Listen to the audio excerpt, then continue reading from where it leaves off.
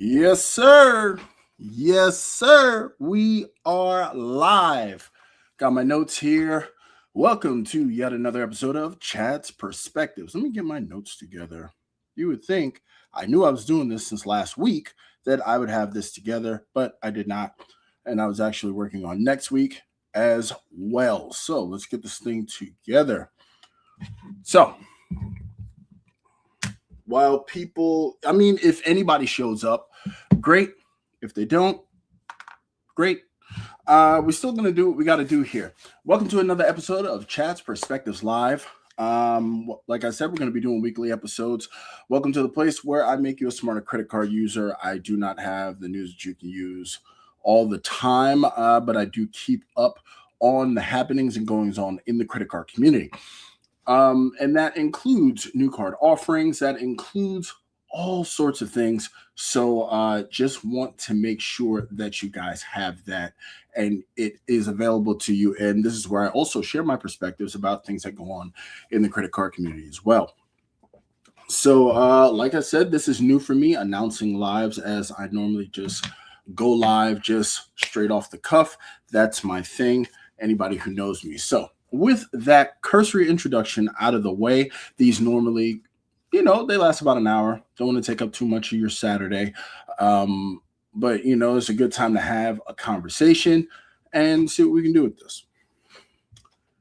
So without further ado, let's go ahead and get into the first perspective. Like I said, I don't have these memorized because I don't even memorize them when I do them on my channel. But since we're live, let's just go off of the first one. The first one is going to be expanding your horizons. Now, I've touched on things differently in the past concerning expanding your horizons. This is my perspective requiring that, because also this is a space where in this time you can ask me any redemption questions that you have. And what's up, Credit Chill Food? You can ask me any redemption questions that you have. This way I can offer back value to the community. So this is what I mean when I say expand your horizons. That is, know your alliances to leverage international partners for domestic bookings. And the reason being is because, what's up, John? The reason being is that international partners, not international airlines, they're international partner programs that can actually be super powerful. And I'll let you know. But international airline programs such as Air France, which is going to be the star of this particular perspective, are so powerful that even though in some cases you cannot book across airline alliances, like normally you wouldn't use Air France to book an Avianca flight, as Air France's SkyTeam, Avianca is Star Alliance. In some cases, you can book across alliances, like when you use Virgin to book ANA. That's how a lot of people use Virgin to book ANA first and business class. But with this, what it is that I'm referring to is knowing your programs like Air France. You can use your Air France code to earn points with Air France, booking a plethora of airlines. So in other words, if you want to book Japan Airlines, you want to use your Air France code, guess what? You now earn a SkyTeam currency booking off of a One World airliner. And I mean, they have so many. As a matter of fact, let me see if I can pull it up here. I want to try to show you guys, because I when I say I really research this stuff. Let's pull this up here. Give me 1 second, because I want to show you guys what I mean when I say you can earn your points through this international program. And also, Air France is a distance-based program through SkyTeam, which can get you the benefits when you're flying Delta domestically. So I just want to show you guys what I am talking about. I swear, earn miles. There it is. Give me a second. I'm going to pull it up. Booking to buy options, blah, blah, blah. Use partners. I should have. There it is. And let's share this up. Not as fast as I ought to be, but we'll be all right. But I want to show you guys the booking options through the Air France portal. And here it is. Here it is, and there it is. I like this better. Can we do this? Yeah, that's much better. So as you can see here, you can earn Air France miles through 39 partners. 39. As you can see here, Aerolíneas Argentinas, Air Europa, let's up Air France, obviously, because I'm on my other computer here. So you have Etihad, non-alliance carrier. You know what I'm saying? Japan Airlines, One World. Let's see here, Oman Air. I believe they're One World as well. Korean Air, Qantas, definitely One World. Virgin.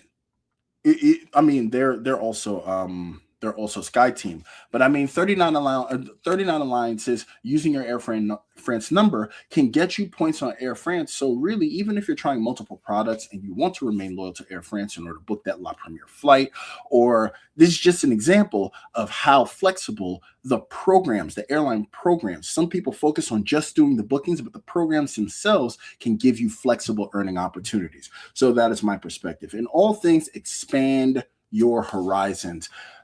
You need to be able to see the entire picture. So with that, let's go to the chat. Reese, big dog in the house. What's up? That's the big homie. He's local. So I appreciate you for joining. Vincent Pasquale, Happy New Year. Happy New Year to you as well. Matt Clausen in the house. Dem is in the building. I just also want to take this time to welcome all new members to the channel. I appreciate you and thank you so much for coming over to the channel and showing that support. And I want to wish the entire YouTube community and just the community at large a happy and prosperous new year. What's up, kiddo? I'm good. All right. Go ahead and watch your iPad. Let daddy get finished, okay? Okay. All right. I want to wish you guys all a prosperous and happy new year. Memphis Mike in the building. So let's keep it rolling. Let's go ahead and take that off. So we're going to go, sweetheart, you got to go watch your iPad. When daddy's done, I'll come get you, okay? Okay. All right, go with your sister. So let's head over to the second perspective. Yeah, and this one, I've spoken about it with people before, but let's get into the meat and potatoes of it. Sweetheart, go ahead. I want to grab my game. Your game is in the room with your sister. It's up on your bed. Close the door, honey. Okay. It's up on your bed. The pink game? Yep. Yeah, it's on your bed. Sorry about that.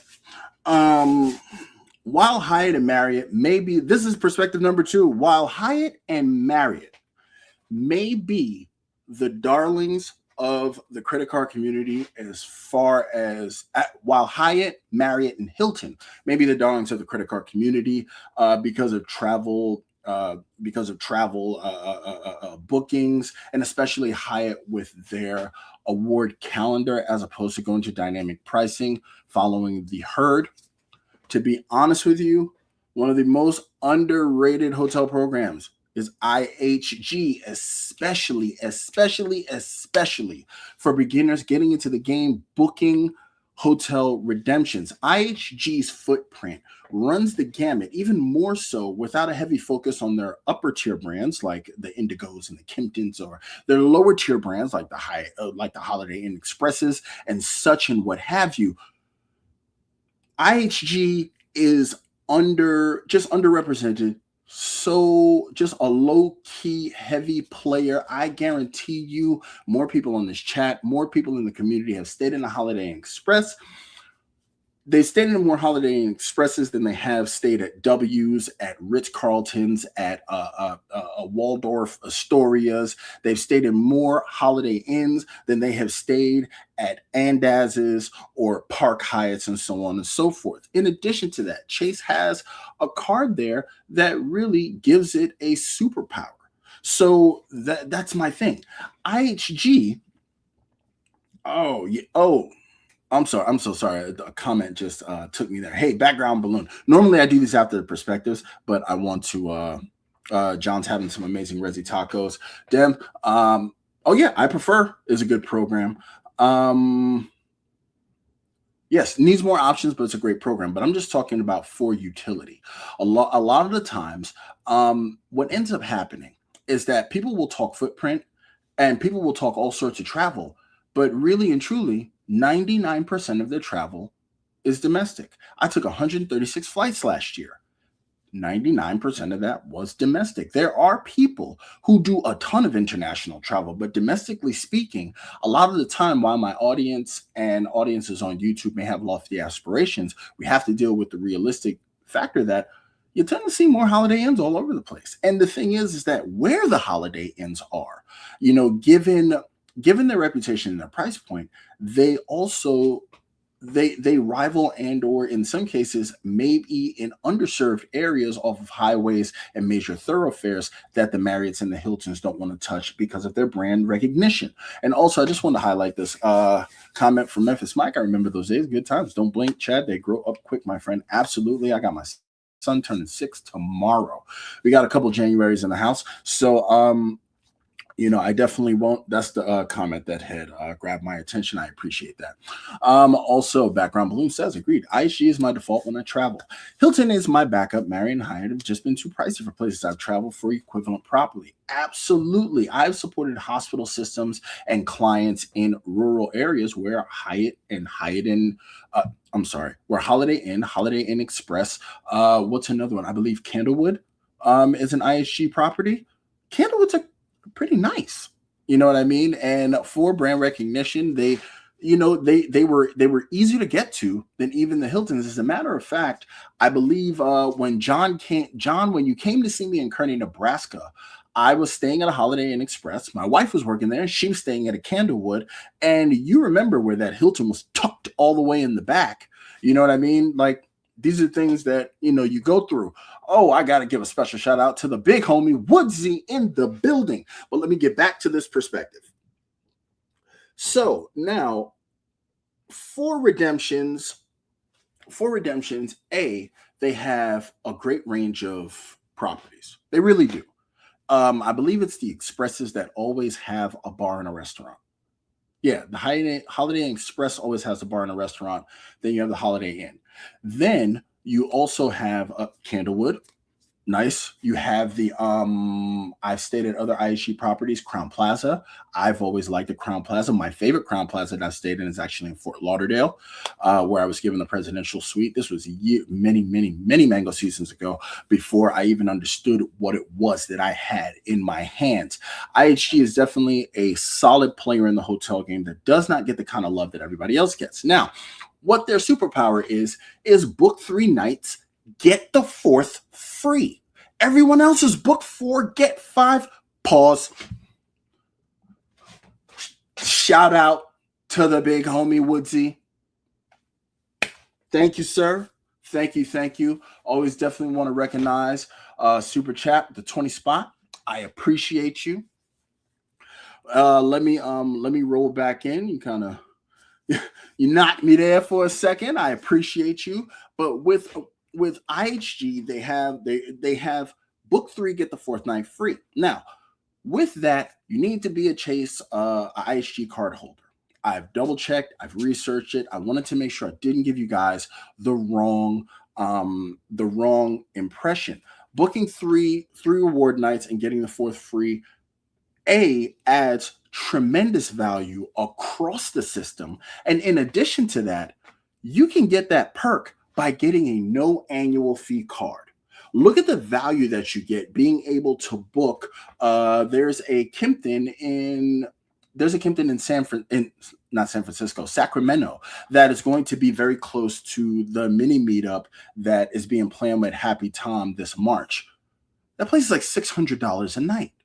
But if I got the points to book 3 and get the 4th free, I can make it a long holiday, I can make it a long weekend and not have to worry about booking 4 nights to get the 5th night free. It allows you to deploy your points on a shorter stint and still get more value out of it. And all you need to do is have a no annual fee card. No annual fee, not a $550 Aspire, not a $650 the Brilliant, or a weird $250 Bevy that's kind of weirdish, doesn't really have its place, so you got to wait a year, get a Ritz, and call for your credits and so on and so forth. Having a no annual fee card that allows you to book 3 and get the fourth night free on a booking, it is an understated value that not enough people just don't talk about it. They don't. I don't hold an IHG card. I think it is the utility is absolutely there, and it causes that kind of value to rival some of the big guys. So let's head back to the comments. Nemo in the building. Appreciate you for coming through. No more Mr. Nice Guy. Chase Freedom Flex. Bonus category. Norwegian Cruise Line is the same as booking in Portal 5X. Oh wow, I didn't know that. I don't have the Freedom Flex, and I've always liked that card. Woodsy says, staying at the ATL Intercontinental in a couple of weeks. Just need a self-care getaway from the fam. I hear you 100%. Going to this mini meetup is kind of going to be the same thing for me. I got some big things that I'm trying to do this year, and I think that will be a great break. And I also want to get to finishing a lot of the unpublished travel that I have, which is closely approaching. And I thought it was a joke, but it's closely approaching $100,000 worth of travel that I have done and simply not put out in video format. Matt Clausen says IHG is now fully integrated into Chase Travel in that my CSR gets 8x and loyalty at all IHGs. Absolutely. Whenever you can get a loyalty pass through a third-party booking service, you should always take that. That way you can stack benefits. Not just about stacking points, but stacking benefits is great. FHR has been doing it forever, and I'm happy that they are fully integrated. Juan Garcia jumping in from Anthony's Live. All right. I appreciate you for coming through. Background Balloon says, Expresses also usually have free continental breakfast. Not fancy food, but still free, hot, and decent enough food. There it is. Free breakfast is a flex. I don't care if it's powdered eggs.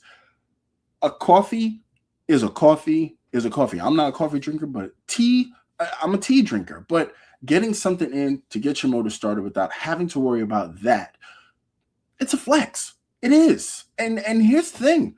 It's not standard. I don't know why everybody thinks staying at any hotel guarantees you breakfast. It doesn't. There are hotels where you have to have status to get breakfast. And as a matter of fact, I've heard from some of the creators that went to the creator meetup in Puerto Rico that your status did not automatically guarantee you a hot breakfast.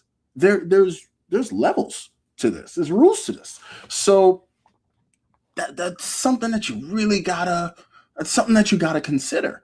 Memphis Mike says, the Kimpton I booked in San Francisco was fire. I can also see Alcatraz from my room. Great customer service. Also a big fan of IHG. I'm telling you, IHG is solid, but they will fall to the bottom of the heap when people talk about their stratospheric point redemptions with Hyatt, their exotic locations where it comes to Hilton, or hell, in my case, the comfort of a Marriott Courtyard bed. I've never slept in a bed more comfortable, and Marriott Courtyards tend to have the most comfortable beds I've ever been in.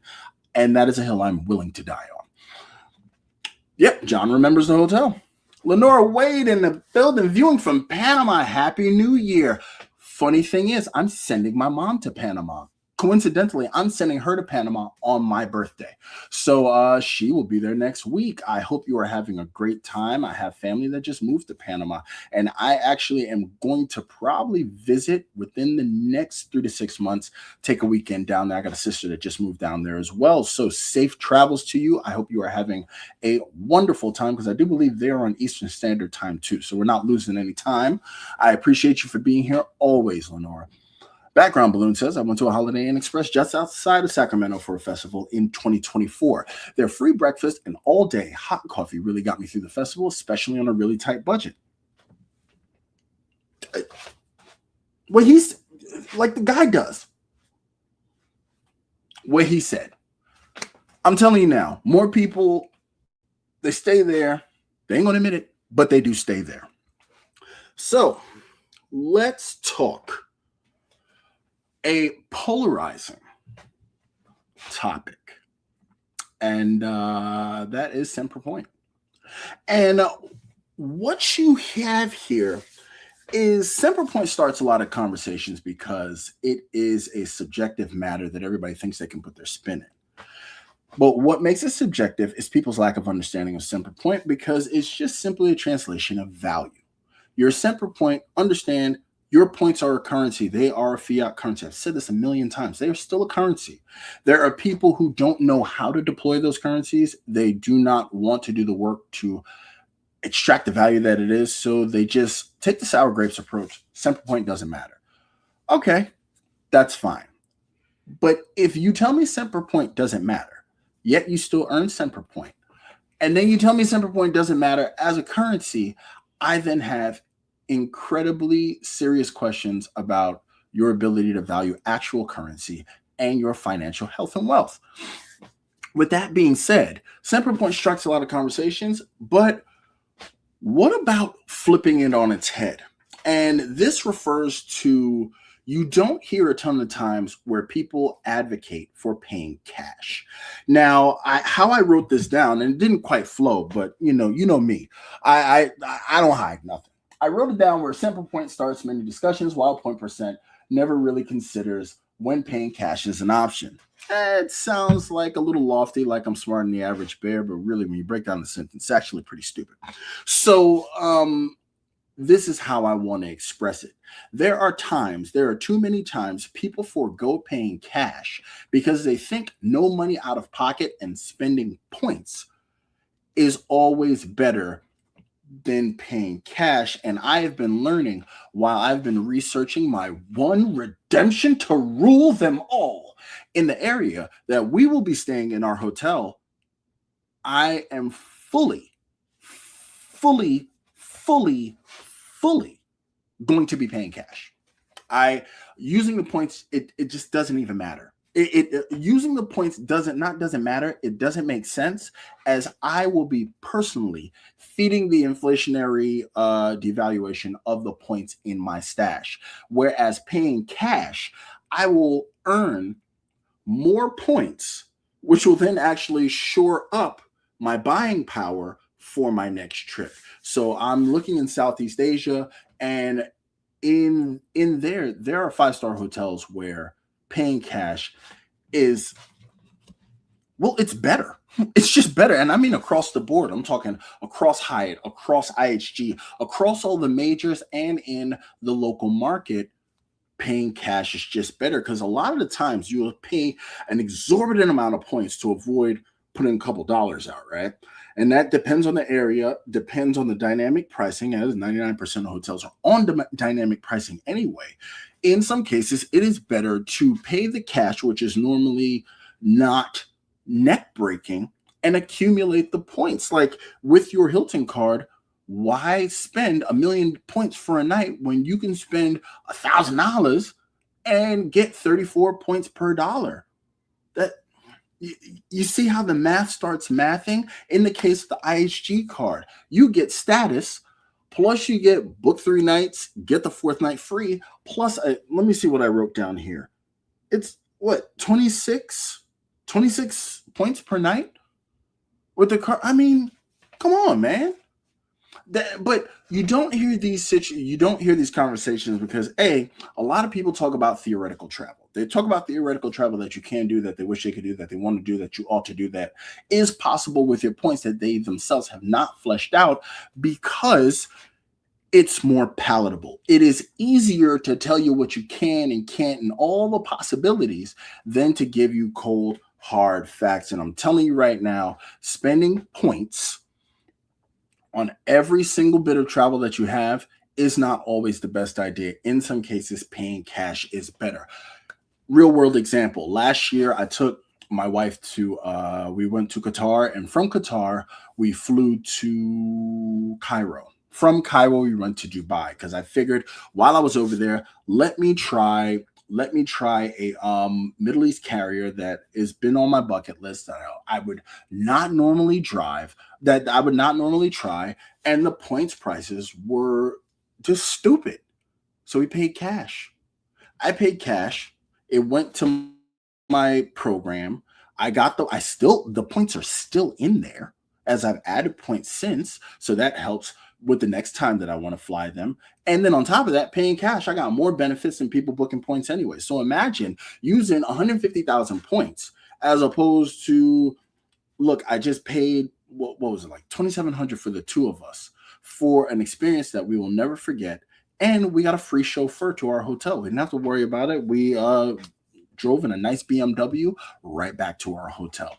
So that is another perspective of mine. Call the DSS. I view Semper Point as a metric of how inflated cash prices are. That is definitely a way to look at it. It's just my problem is a lot of people don't understand that points, while they think they are make-believe, are literally just as real and just as make-believe as the $100 bill that you may have in your pocket, because literally it's just paper until somebody wants it. The value of points and the value of cash is not assigned by it's not assigned by the people who issue it. It's assigned by the people who want it.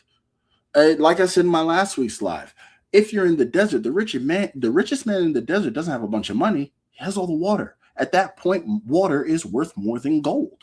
You know what I mean? So that is just definitely something to consider. So let's see here. Torico. Oh, geez. Let me make sure I get this right.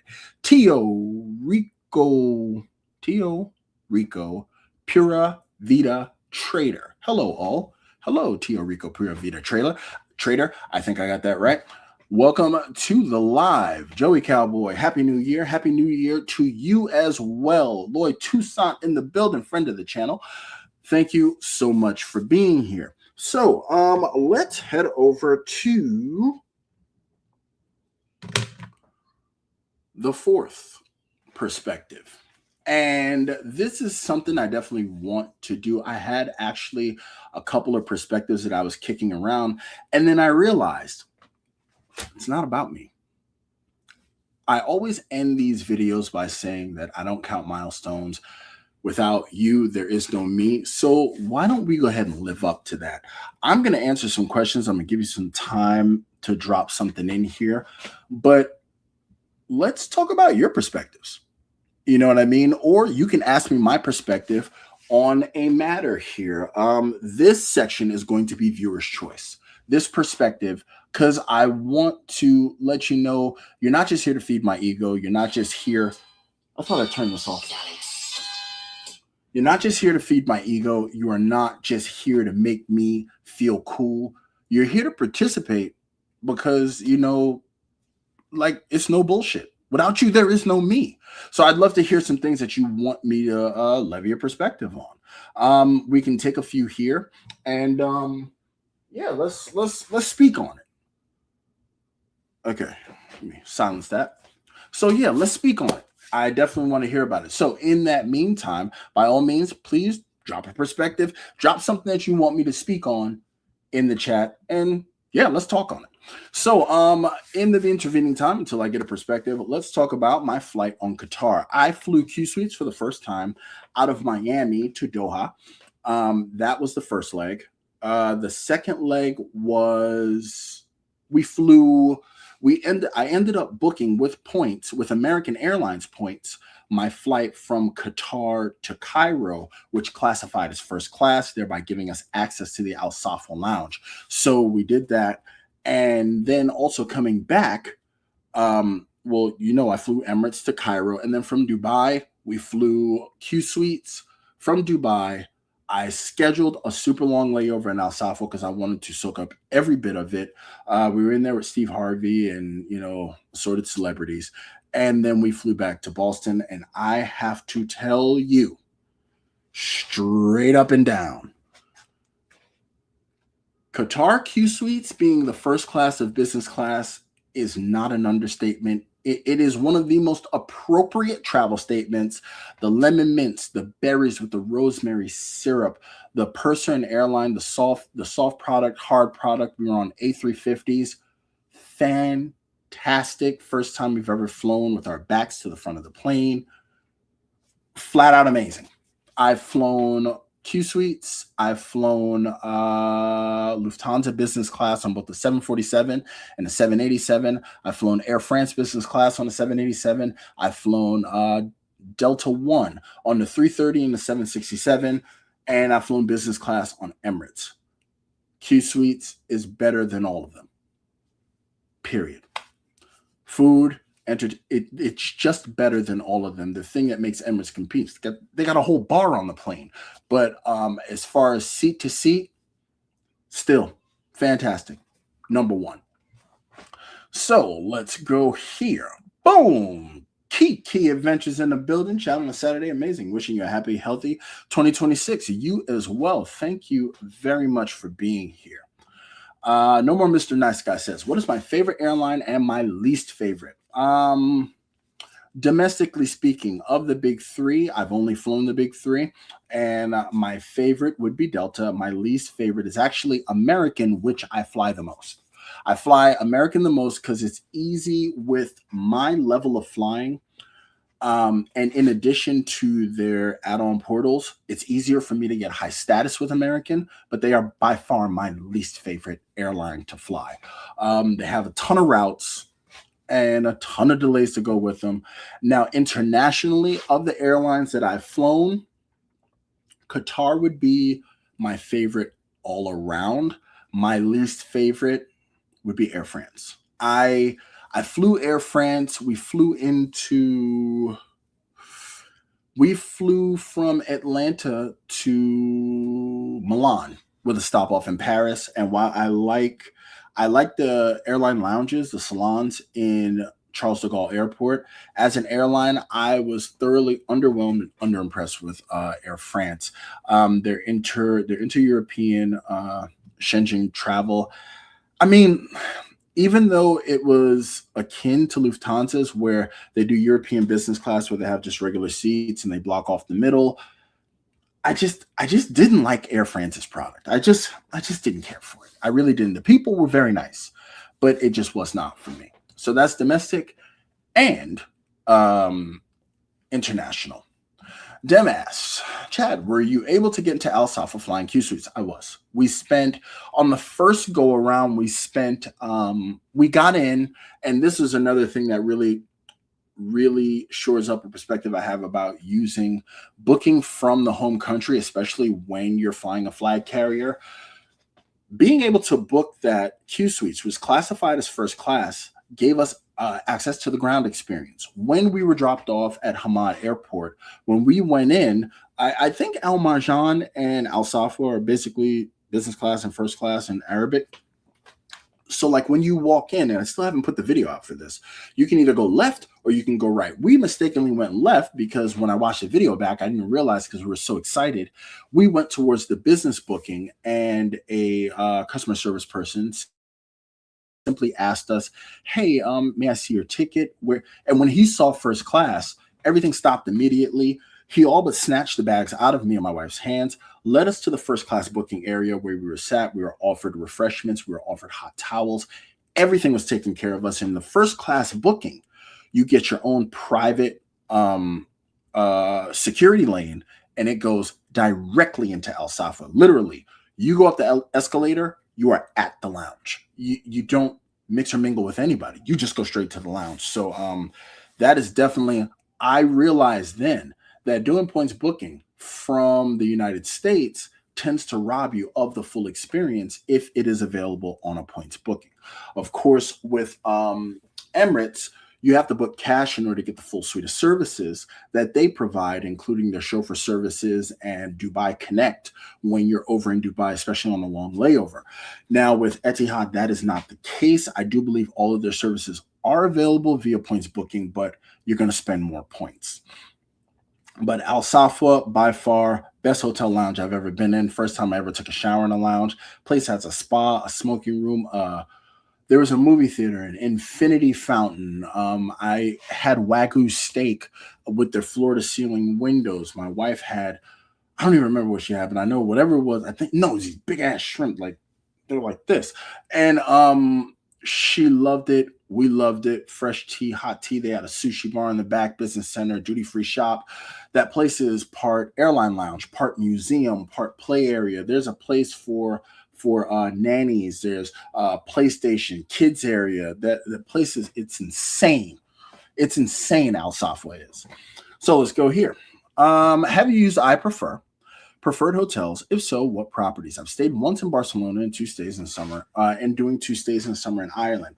I have not yet, but I actually have been looking at some of them in addition to the Leaders Hotel Club, because that program has bit has come over with the platinum refresh. I am not totally married to the majors, and especially in Southeast Asia, where I'd like to stay, and even in the Middle East. A lot of the times, those overlook programs, those hotels are on a whole other level. Unfortunately, I have not tried them yet, so I haven't spoken about them, but I definitely want to try them so that I can bring you guys some real world experience concerning those. As a matter of fact, Barcelona and Ireland are two places that I absolutely want to visit as well. I've heard a lot of good things about Spain, Porto, Portugal.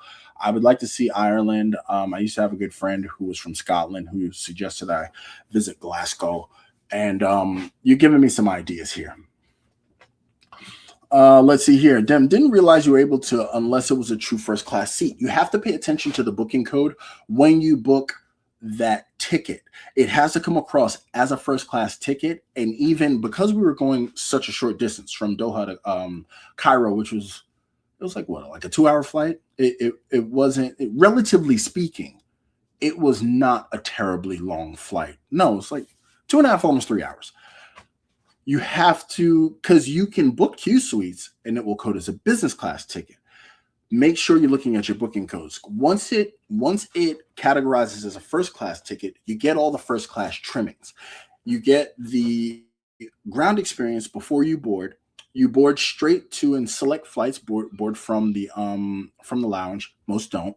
But then also when you're flying into Qatar, a lot of the times, if you have a segmented trip, when we left Dubai, we flew into Qatar, we laid over there, then we flew to Boston. The flight from Dubai to Qatar, which is about 30 minutes, that was counted as a first class flight. Then it was business from Qatar to Boston, which then gave us access back to the Al Safwa Lounge. 30-minute flight, and it's all Q suites, all of it. Have not done first class on their A380s, even though I think it's absolutely beautiful. But their Q Suites products in the Middle East, depending on the flight classification code, will get you first class. You just got to pay attention when you do the booking. James Ragland in the building. Hope you're on the mend, sir. Hit the like button. I second that emotion. Matt Carlson says, should these additional cashback services, Top Cash Swag Bucks, consider partnering with banks like Rakuten has? Is it super expensive for them? Give me 1 second. I will answer that after I give a huge salute to them. Thank you so much. Matt, I'm going to answer your question right after I do this. So does Q Suites mark as business or first class when you book? We're planning to do Tanzania and Zanzibar in 2027, flying from the U.S. to Doha to Zanzibar. Okay, when you do the booking, right? I don't know how you're booking. How did I book it? I booked it through British Airways. I used British Airways Avios to book Q Suites before what the words come to me, before Q Suites, Avios, and all of them married. I had used British Airways to book it. I did the inter-country travel through American. When you do the booking, pull the details when you're looking at your seat, and it should tell you there. Don't quote me on this, I don't think the Saver fares will get you the first class, but I could be wrong. But definitely that's how I did it. So to Zanzibar, I mean, that's a pretty long haul. What I would do, okay, here's what you can do. First and foremost, make sure you don't get Qatar by making sure both airlines on the initial booking are A350s that guarantees you Q Suites. If you book a 777, there's a toss-up of whether it's going to be Q Suites or not, or the other Qatar business class. But this way, if they Qatar you, they would literally have to change the entire plane, which is less than likely. If you have an A380, on another leg, that then may unfortunately cancel you out of first class, as they do have a defined first class in the A380s on Qatar Airlines. So what I would probably suggest you do is try to lock yourself into A350s across the board. The A350s only have Q suites, premium economy, and economy. Thereby, the booking classes can give you a little more wiggle room. That's what I would suggest you look for. All right, let's get back to Matt Clausen's question. Should additional cashback services consider partnering with banks?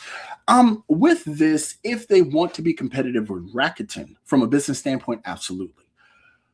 From our standpoint, even though we think we're getting something, it's poison in a candy shell, because if a lot of the cashback services are being shored up by the idea that points can be used as a standing currency, once again, we will notice another flood of liability into the market, thereby driving the perceived value of points down. So it's a double-edged sword there. Now, Rakuten is far and away the industry leader. After when they absorbed Ebates, they saw coming on the horizon the kind of money that airlines were making from the banks, and they wanted a piece of it, and kudos to them. Now, I think a better question to consider is, before more services, is that if Rakuten is not acquired by a major, will they start acquiring some of those services as well? Will they start offering city thank you points as well? Because remember, they can serve more than one master because they have the fallback of cash. So that is also something to consider. But yeah, that is a fantastic question. I think it would be super expensive for them to compete with Rakuten, because with that comes a contract of different firms that will offer their savings through Rakuten. I don't know if a lot of these people can compete without doing something underhanded that may land them on American greed. Lenore Wade says, what are your thoughts about buying airline and hotel points? I absolutely think that it is a necessary evil, especially doing top-ups. When you do top-ups, obviously they say that you can save more money buying more points, but sometimes they get prohibitively expensive. Unless you have a super high-powered trip that you're going to do, like let's say you get an IHG card, $4,000 spend, you know what? Max out your IHG points. That way you get the max IHG points plus your sub. But in most people's cases, I would suggest a top up. I would definitely never suggest buying points in lieu of paying cash for a hotel stay, because you're not getting the kind of value that you need. Let's go here. Credit Chill Food. How many points from Miami to Doha? When I did it, I do believe when I did the booking, because I did the video, and the points are on there. It's my mega redemption video. I do believe it was like 180 something thousand points. Was it per person? We had a ton of points. I remember the number 180 something really kicking around. But let's see here. We are at 42 minutes. I got one more perspective. Credit Chill Food. If you hit me up in the Discord, pick a Discord, I'm a member of all of them, I can actually get that video up and I can find out for you. That way I don't tell you a lie. Background Balloon says, what is your most memorable and terrible travel experience? I had a recent trip ruined by a random high fever. No other symptoms and fever disappeared the day before my flight to Hong Kong. My most memorable would definitely be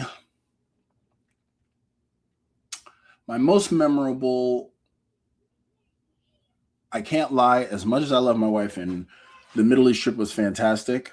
First class Emirates from Newark to Athens. I just never knew. I just didn't know. That trip, a couple of things happened.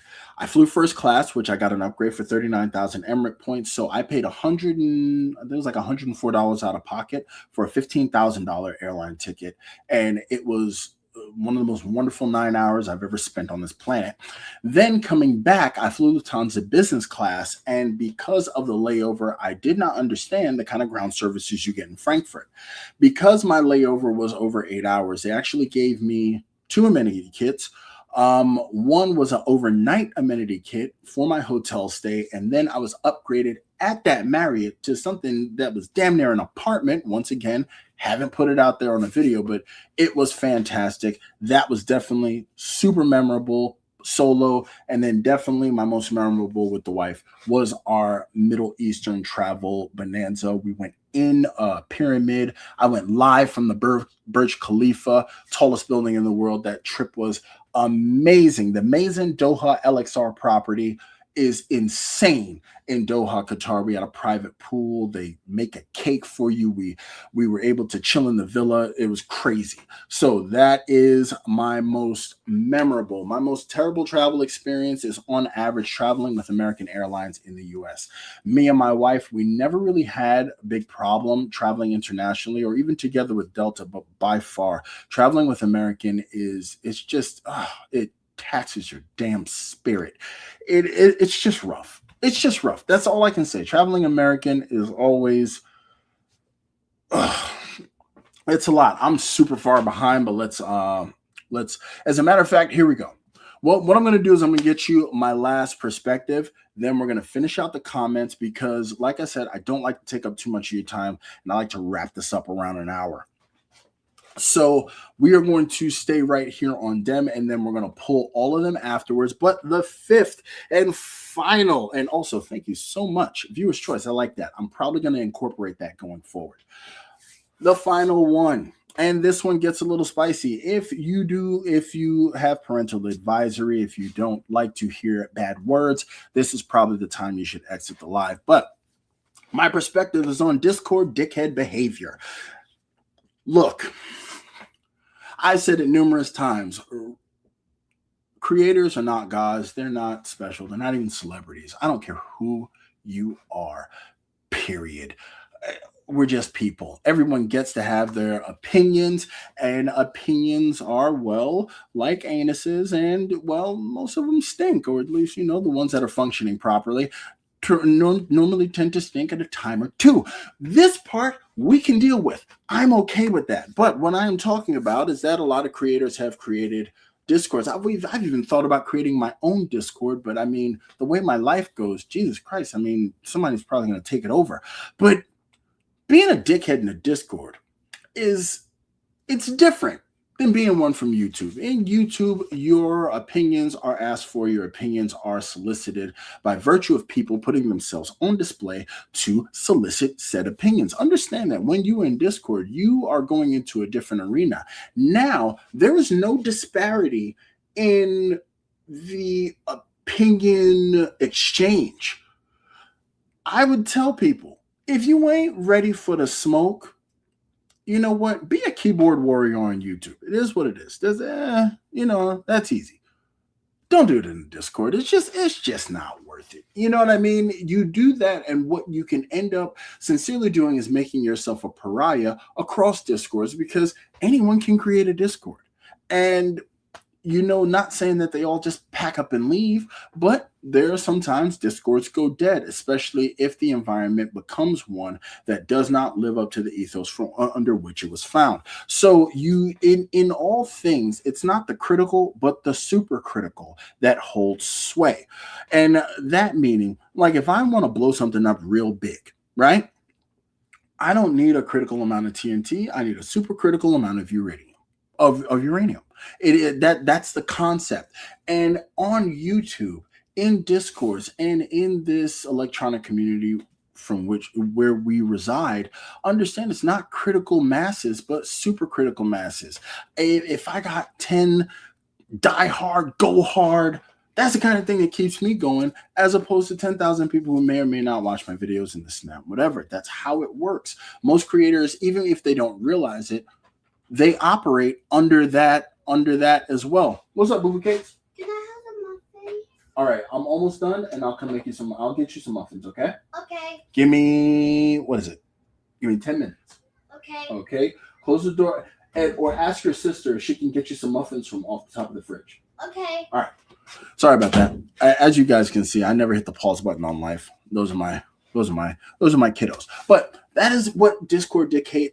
My perspective on Discord dickhead behavior is that it can be way more dangerous than YouTube, because there's a lot more access to you. Some of the anonymity gets stripped away. that you may even feel like you can exercise on YouTube. I think it's a little easier to hide through a made-up Gmail address on YouTube than it is to hide in a Discord, because there are too many registration processes that you have to do so that you can post. So my perspective on that is, I mean, you can do it, but tread at your own peril. So now, with that being the last perspective, we got 10 minutes left. I want to go ahead and make sure that I hit up these chats. Want to make sure I get those recognized so that we can wrap up and have a good kickoff to 2026. But before I do, for next week's episode 3, it will be Chat's Perspectives, Pet Peeves. It will be an official bitch session about my pet peeves concerning credit cards, the credit card community, the credit card landscape, the credit card, credit card YouTube, pet peeves. So if you're going to be here next week, once again, Saturday, 2 p.m. Eastern, please bring your pet peeves and we can all shed those for 2026. But that will be the next episode. I've already started creating things about my pet peeves. So let's head out to Background Balloon. Trip to Taiwan. I got pulled aside at Taiwan Immigration because they have some temperature taking thing that scans everyone. I was holding my room for the entire Taiwan trip, but godly, that sucks. That really does suck. That was, and if anybody doesn't remember, here's his original comment about the memorable and terrible travel experience. Jesus Christ, that's awful. James V in the building. What's going on? Dem says, Background Balloon, that sounds terrible. Were you under the weather? He asked how long you were there. Link that video again. Let me see if I can, as a matter of fact, let me see if I can pull it up over here in the back end. Mega Redemption 2. Geez, I gotta find it. Damn, I type fast. Okay, let's do this. While I look for that, let's do this. All right. Mega Redemption. Air France. Ooh.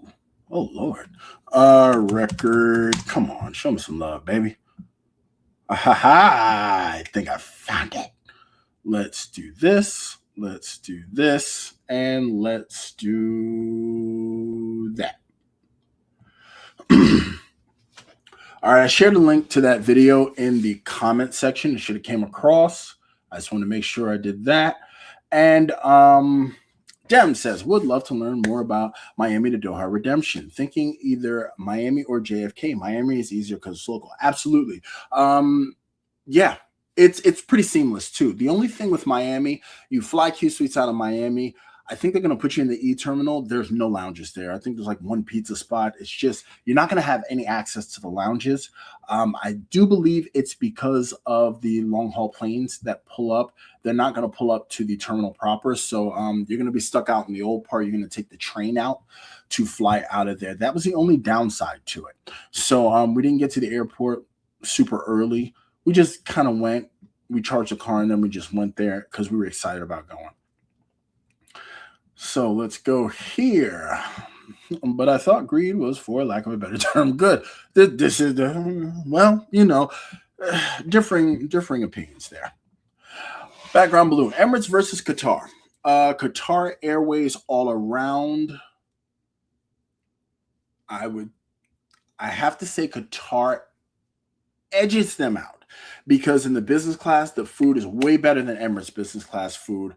The service is way better, but Emirates first class, the quality of what it is that you get, they have better caviar, they have nicer champagne. First class, business classes, Qatar all day. First class, I would need to fly Qatar's first class in order to give you an honest opinion on that. I agree, Chad. Although AA has much better redemptions, I've been seeing 2+ points with Delta on D1 international flights. Absolutely, and Delta One is a great product. Phil Mills World says, I volunteer to run your Discord, Chad. But if I can't be a dick, come out. Hey, man. Hey, if this is my Discord, oh, trust me, there's going to be shots fired all over the place. Eric Harper. Oh, the big homies in the building. I had the pleasure of meeting Eric in Ohio. Fantastic human being. Hey man, it's great to see you. I hope all is well. No more Mr. Nice Guy says, do you think Built can survive? I think it can survive based on people's desire to have it, but we won't know for sure until at least the third quarter of 2026. Because right now, the buzz is keeping it alive, but Built has been known to overpromise and underdeliver. Now, you're dealing with a very fickle community in the credit card community, insofar as that they always want this much for this much investment. And then in this much, they complain about this much. And then when you take it and shift it to something else, then they complain that you took something away from them, even though they said they didn't want it, i.e., dining multipliers. You know what I'm saying? So with that, I think we'll know for sure by the third quarter of 26.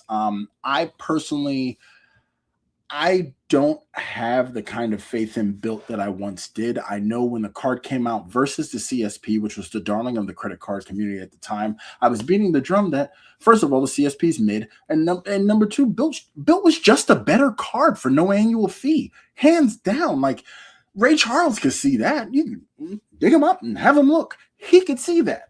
But where the Built program is, I think they went out of their way to run before they can walk, and they are stumbling left, right, and center. And once that super critical mass hits, they might be in some trouble because some of their stuff just doesn't make any sense. And it's all very much so based on people in very large cities who have a plethora of options to choose from. My guy, John's Credit and Travel, off Discord dickhead. That's my guy. Matt Clausen says, dickheads on Discord ruin at least one Discord service for me. See, I told you, it's just not a good route to go unless you're ready for the smoke. Dem says, oh no, Background Balloon says, someone under the weather. It was weird. Fever was high, but I wasn't coughing, no sore throat, no outside fever. Well, I guess we're going to have to figure out that one. But here we go. I'm a vegan, so I guess caviar is moon. Okay, well, you can send me yours, and I will let you eat the onions and stuff that come with it. I mean, I'll take all the fixings for you because I would hate to torture you, sir. I would hate that for you. That says, Discords can get toxic. Too many keyboard gangsters. Absolutely. Damn, I see 4 to 5 see Semper Point Delta Premium Select frequently. Them SkyPods, they damn sure are. And especially if Delta's valuing them, Delta values them higher than the open market does. They're getting much better. And Dem says, we're Platinum Medallion. Wife works for Homeland Security and travels a lot. Kudos to her and thank you for her service, man. When they were going through that era where they weren't getting paid, man, I felt for all of those people working DHS, namely TSA people as well. Yeah, definitely crazy. Taiwan for 3-ish days. I went to Hong Kong after Taiwan. My body was all good once I was leaving Taiwan. Wealth of Opportunity says, ready for the smoke. Hey, man, you've come to the right place. I keep a smoke show going on. But yeah, we just have to touch on, sometimes people can just be overwhelmingly ridiculous and then complain that the community can be toxic and that they're not getting what they're getting out of it. They can go to hell. Sleepy Rod says, first of all, welcome Sleepy Rod. He says, I'm late. Who's a Discord dickhead? I hope it's not me. I do challenge credit card creators, but it's not me. No, by all means, challenge all day. Challenge me. I tell people all the time, my bullshit has to apply to me as well. I'm talking about people who go the extra step to be specifically disrespectful, or they do things in order to get a reaction that they themselves are not ready for because they think they have the anonymity of the internet to save them. I'm just trying to let you know, man, I've seen on the inside where Discord communications have been part of entire police investigations. You're not as anonymous as you think you are. So when you bring the fire, be sure you are ready for the smoke. Dem says, I'm pretty sure you know how I feel about Delta. We all know how you feel about Delta, bro. Whoa, Ninja. Yeah, that is Ninja. Wait, he changed his thing. That's Ninja's. I think that's Ninja's avatar. Oh, shit. That's my guy. Salute to you for the 2-spot. I appreciate you, Johnny boy. We're at Background Balloon. If you're ever in San Jose, California, the restaurant Vegetarian House makes an amazing vegan. Wait a minute. I was just in San Jose last month. I didn't know that's where you were. Actually, I think I'm going there next month. Am I going to San Jose next month? I know I'm going to DC I want to say I'm going to be in San Jose within a month or two. So, yeah, shit, I didn't know you were out there. Next time I'm in San Jose, I'll drop it in the Discord. Maybe we can link up. I think it's a halal place while I was there. It was pretty good. Let's see here. Oh, Ninja, congratulations on the special occasion. I do believe, and I don't want to be presumptuous, but Ninja had a very special occasion. If he wants to drop it into the chat, I will let him do so, as I do not want to be presumptuous. All right. Jem says, good to know background. We were in San Fran a few months ago. There's tons of vegan options out there. Sleepy Rosin, oh man. Hey, when I come out to San Jose, I'm going to drop it in the Discord. We might have to have a mini meetup because I was out there. Yeah, I was in San Jose. Yeah, that was San Jose. I was going to fly into San Francisco and drive down, but then I found a flight directly into San Jose Airport, and that's where I was. There we go. I second that emotion. Sleepy Rod says, I'm in San Jose. Okay. And Filmo's World says, does everyone have a Discord hit list? Or is it just me? I don't have a hit list. I mean, I'm just ready for whatever at all times. Now, with that, we are going to go ahead and wrap this up. I want to give a special shout out to everybody who super chatted. Woodsy, Woodsy with the 20 spot, Dem with the 5 spot, John with the 2 spot, then John again. Running it back with the 2 spot. I appreciate you. Thank you so much. There we go. At this point, we need a Bay Area mini meetup. I went to the one with Let's Get to the Points, and it was a lot of fun. I flew into San Francisco and drove down to, what was it, Union City? They had it in. It's where I met Manuel Jimenez. I got to meet the purveyors of that podcast, and it was pretty cool.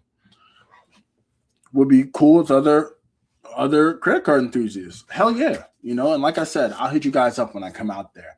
Now, for me, I don't want to step on anyone's toes. And like I said, I don't like to keep you guys for too long. So now here's my spiel. Remember, join me next week for Credit Card Pet Peeves. And that is, you could have been anywhere else, but you decided to be here. And I thank you for that from the bottom of my heart. I do not count milestones because each and every one of you who has devoted your time, a simple hour out of your Saturday, whether you were here for 5 seconds or the entire hour, I count you all as milestones. Without you, there is no me. Please give yourselves a round of applause for being the creator of Credit Card Creators. You all wield tremendous power, and I thank you for, really sharing your time with me. There's no better way to say how much I appreciate you guys. Also, I just want to let you guys know Vincent Pasquale is right. In the meantime, the Sacramento meetup will be in March. You can feel free to reach out to me and I will filter messages to Happy Tom. I just don't want his inbox getting inundated. But in the Sacramento area, the weekend of the 27th, I'll be flying in from the East Coast. I've been known to fly across country just to speak to others who are like-minded in the credit card community. So thank you, Vincent, for reminding us there. Yeah, let's get to the points. Yeah, they had one in Union City. I went out there and it was fantastic. So with that, I will be ending this. I appreciate you all. Thank you so much for being here, and join me next week. Same bat time, same bat channel for Chad's Perspectives Lives. And with that, salute to you.